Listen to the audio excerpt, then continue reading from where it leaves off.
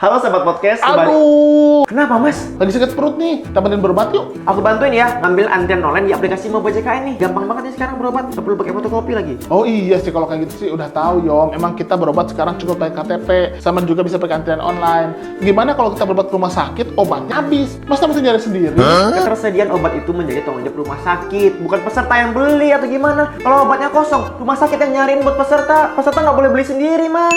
No, lihat no, di kolom komentar sosmed disebutin tuh situ cuma teori, udah gitu di lapangan beda. Mending kita dengar nih cerita orang-orang yang udah pernah pakai BPJS nih. Ini ceritanya nih. Untuk ketersediaan obat sesuai dengan yang diresepkan dokter, saya mendapatkan lengkap sesuai yang diberikan. Semua free, semua dijamin oleh Pak BPJS.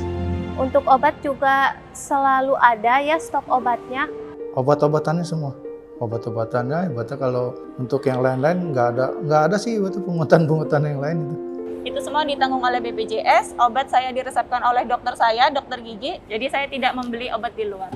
Oh iya ya, nggak seperti komentar netizen Yom. Tapi kalau ternyata di lapangan ya amit-amit obatnya habis, terus kita suruh beli sendiri, itu gimana?